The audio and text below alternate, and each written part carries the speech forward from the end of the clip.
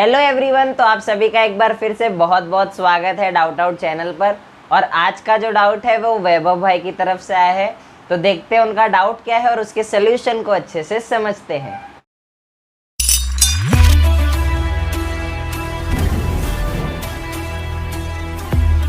तो सोल्यूशन पर बढ़ने से पहले मैं आप सभी से रिक्वेस्ट करता हूँ कि एक बार खुद से आप इस क्वेश्चन को ट्राई करें, और फिर अगर होता है तो बहुत अच्छी बात है, और नहीं होगा तो अमन भैया तो हैं यहाँ पर। फिर इस सोल्यूशन को देखिए और अच्छे से समझने की कोशिश कीजिए कि आपने कहाँ गलती करी। ये करी ना अपने।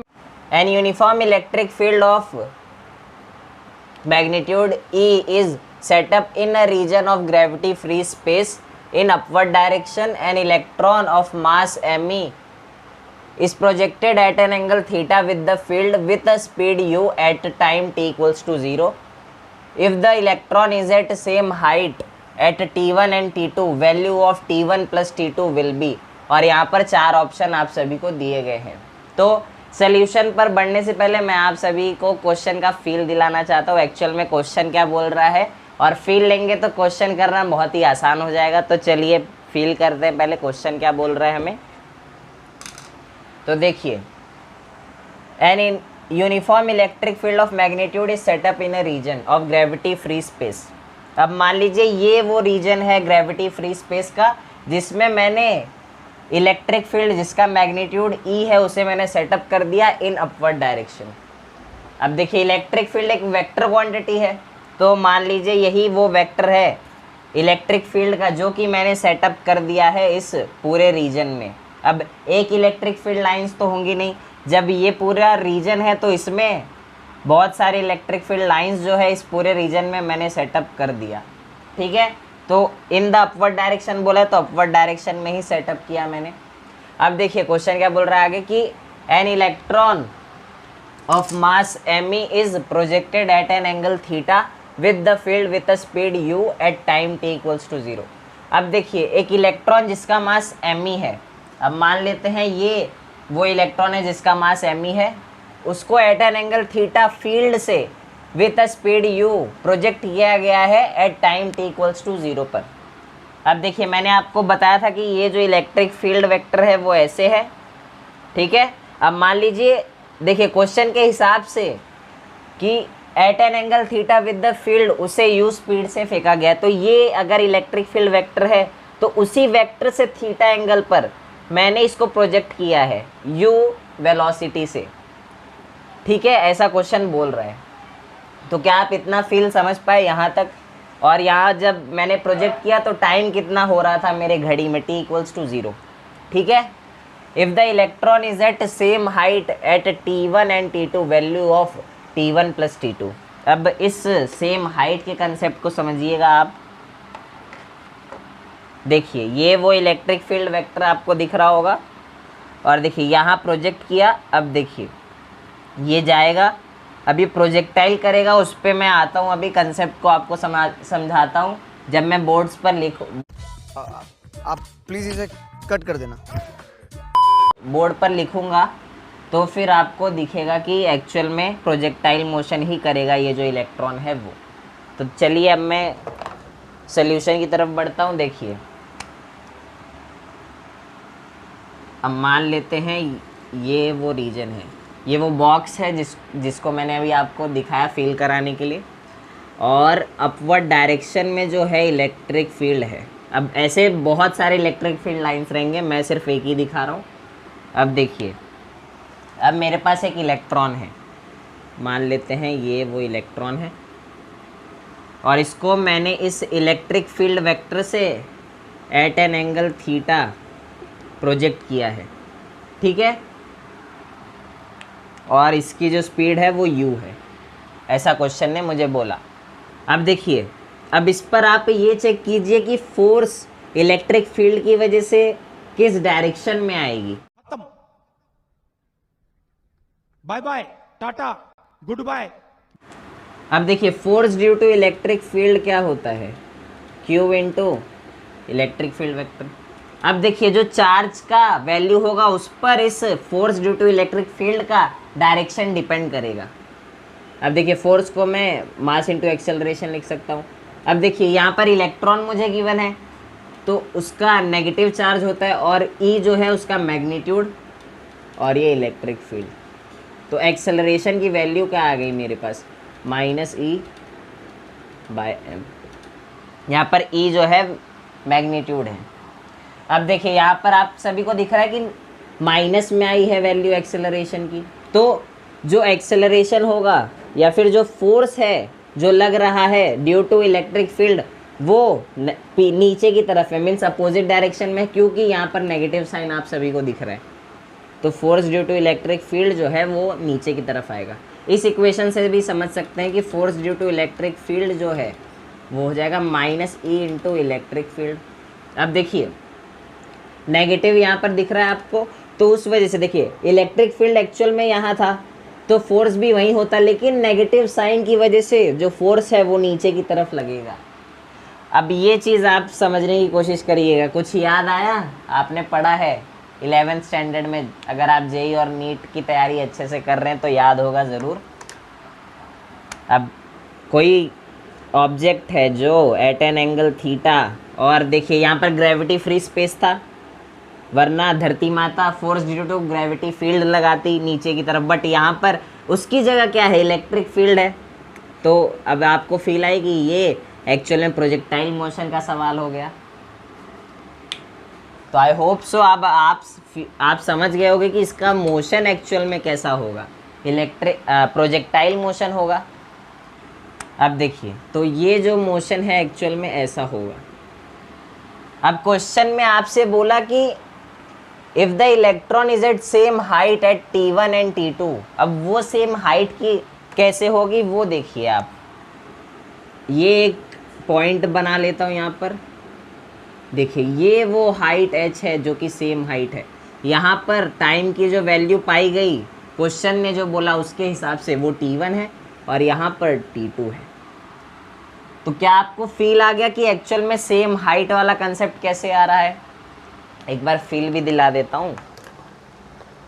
देखिए ये वो इलेक्ट्रिक फील्ड वेक्टर था, ये प्रोजेक्टाइल किया, तो इस पर्टिकुलर मीन्स अगर मैं प्रोजेक्टाइल पर एक लाइन मारूँ यहाँ पर, क्या आप उसको सोच पा रहे हो?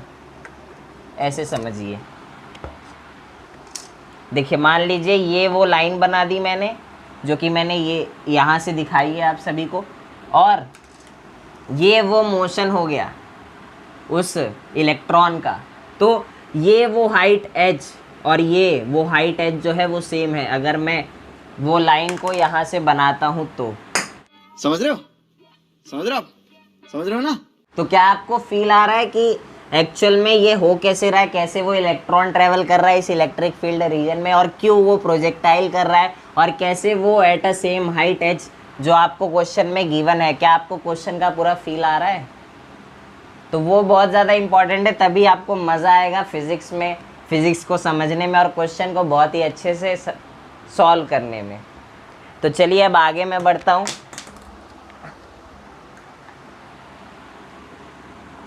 तो इसको मैं हटा के अब सिर्फ प्रोजेक्टाइल मोशन का ही मैं, ये सवाल हो गया है सिंपल।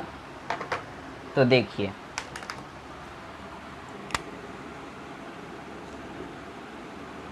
ये u speed at an angle theta, और ये ऐसे ट्रेवल कर रहा होगा, और नीचे की तरफ मुझे एक्सेलरेशन की वैल्यू पता है।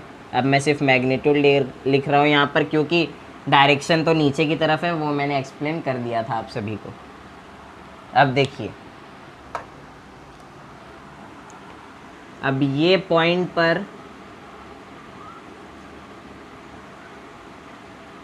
जो इस बॉल की वर्टिकल वेलोसिटी है वो मैं मान लेता हूँ कि कुछ v है। ये जो पॉइंट ले रहा हूँ दोनों पर ये सेम हाइट वाला पॉइंट है, और यहाँ पर वर्टिकल डायरेक्शन में कुछ v डैश मान लेता हूँ उस स्पीड को, और ये थीटा है तो ये भी थीटा होगा। क्योंकि देखो हम सभी को पता है कि प्रोजेक्टाइल में क्या होता था, अगर मैं x डायरेक्शन में मोशन की बात करूँ तो u साइन थीटा आएगा, जो कि कभी चेंज ही नहीं होगा। क्यों चेंज नहीं होगा भैया? क्योंकि कोई फोर्स ही नहीं लग रही ना हॉरिजॉन्टल डायरेक्शन में। जो भी फोर्स है इलेक्ट्रिक फील्ड की वजह से वो तो वर्टिकल डायरेक्शन में, तो वेलोसिटी में जो चेंज आएगा वो सिर्फ वर्टिकल डायरेक्शन में ही आएगा। अब इसको अगर मैं यू डैश बोल दूँ तो यू डैश की वैल्यू क्या हो जाएगी, यू कॉस थीटा। समझ पा रहे हो ना, कंपोनेंट किया है। कंपोनेंट का कॉन्सेप्ट आपको एक वीडियो में मिल जाएगा मेरे, जाके चेक करिएगा, मैंने इस कॉन्सेप्ट को बताया है वहाँ पर। ये अब काइनेमेटिकल इक्वेशन को मैं वाई डायरेक्शन में पहले अप्लाई करता हूँ। देखिए अगर मैं वाई डायरेक्शन में काइनेमेटिक्स के इक्वेशन को अप्लाई करूँगा और मैं ये वाला इक्वेशन अप्लाई करने जा रहा हूँ, v equals to u plus a t. अब देखिए ये वो v है जो मुझे चाहिए। यहाँ पर देखिए टाइम जो हो रहा था वो t1 था अकॉर्डिंग टू द क्वेश्चन, और यहाँ पर जो टाइम हो रहा था वो t2 हो रहा था। अब देखिए ये v चाहिए मुझे।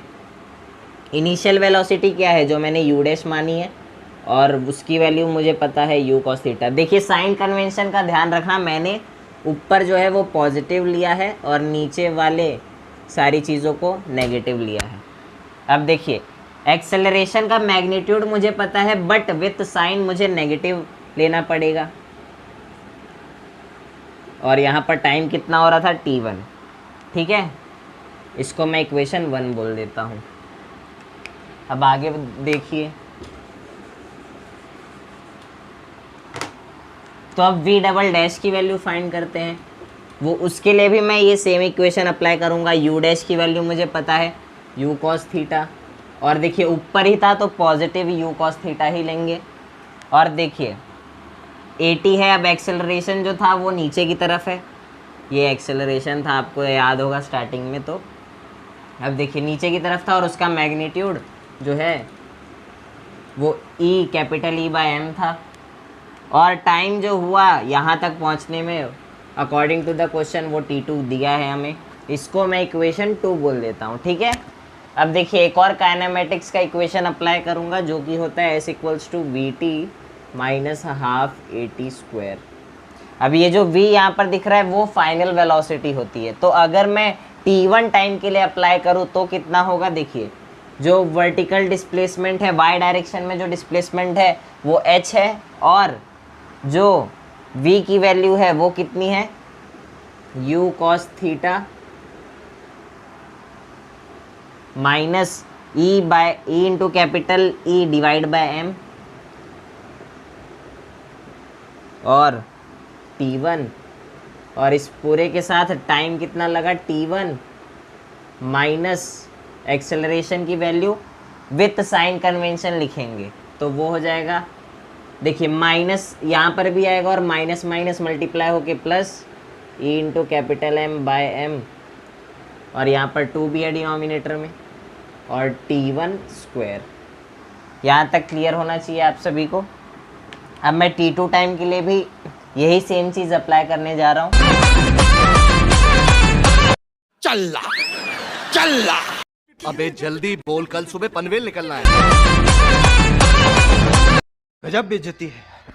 देखिए सेम इक्वेशन मैं t2 टाइम के लिए लगाता हूँ, तो y में डिस्प्लेसमेंट अभी भी h है, तो h इक्वल्स टू, अब v डबल डैश हो जाएगा मेरा फाइनल वेलोसिटी, तो वो हो जाएगा u cos theta minus e into capital E divide by m into t2, और यहाँ पर मल्टीप्लाई बाय टाइम जो कि कितना हो जाएगा t2। यहाँ पर t की वैल्यू कितनी हो जाएगी, t2, मैं t2 केस के लिए अप्लाई कर रहा हूँ, माइनस हाफ इंटू एक्सेलरेशन की value e into capital M divide by m, और साइन कन्वेंशन की वजह से यहाँ पर एक माइनस होगा और ये वाला जो पूरा टर्म है वो प्लस हो जाएगा, क्योंकि देखिए माइनस और ये माइनस मल्टीप्लाई होके प्लस हो जाएंगे, और इंटू t2 का स्क्वायर। तो क्या यहाँ तक आप सभी को क्लियर है? ध्यान से एक बार, अगर नहीं समझा तो फिर से देख लीजिए यहाँ तक पूरी चीज़ें क्लियर हैं कि नहीं। अब देखिए एच एच सेम है, सेम हाइट बोला है क्वेश्चन ने, तो इन दोनों को इक्वेट कर सकता हूँ। तो अब देखिए u cos theta minus e into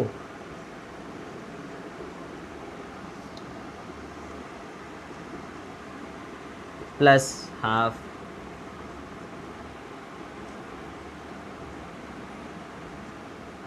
is equals to, ये पोर्शन रफ कर देता हूँ, ये LHS बराबर ये भी हाइट h है तो इसकी भी वैल्यू लिख लेता हूँ, दोनों बराबर हो जाएंगे।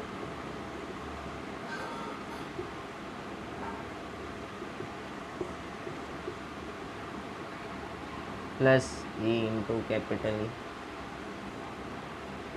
P1 square. तो यहाँ तक आप सभी को समझा होगा, कुछ नहीं, बस h सेम था दोनों का, तो फिर मैंने उन दोनों को इक्वेट कर दिया। अब आगे बढ़ता हूँ।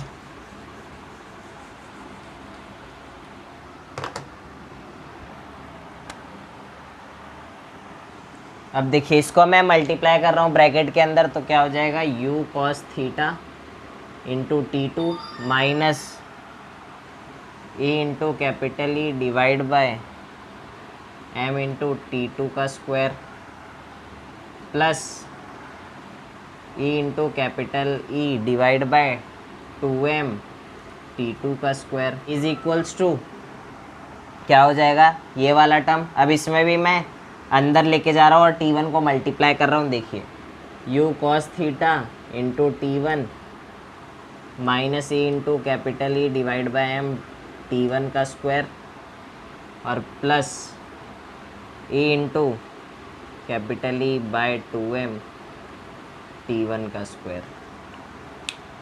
अब ये पोर्शन को रफ कर देता हूँ।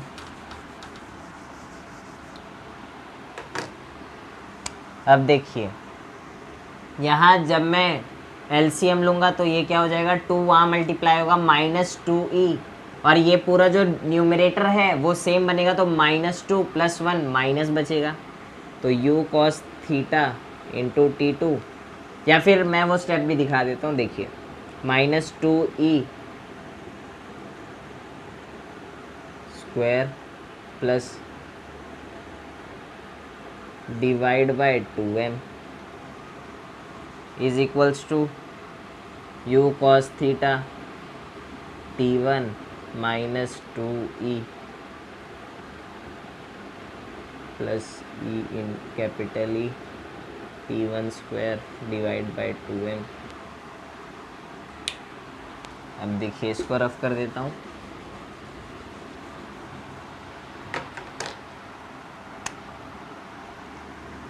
देखिए, अब -2 + 1 कितना हो जाएगा, -1। तो u cos theta T2 minus e capital E T2 square divide by 2m is equals to, यहाँ पर भी सेम चीज़, -2 + 1 -1 बचेगा। u cos theta T1 minus e capital E T1 square divide by 2m।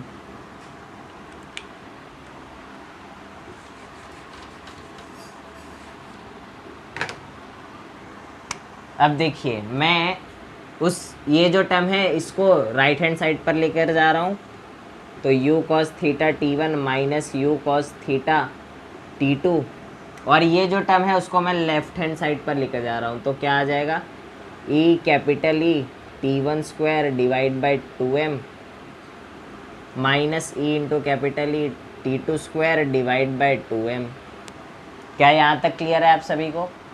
अब देखिए, u cos थीटा कॉमन आ जाएगा, तो यहाँ क्या हो जाएगा, T1 minus T2 is equals to e into capital E divide by 2m। ये पूरा कॉमन आ जाएगा, और यहाँ क्या बचेगा, T1 square minus T2 square.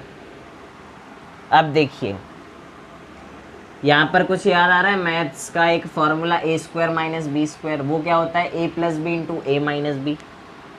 तो वही मैं अब यहाँ पर अप्लाई करूँगा। देखिए,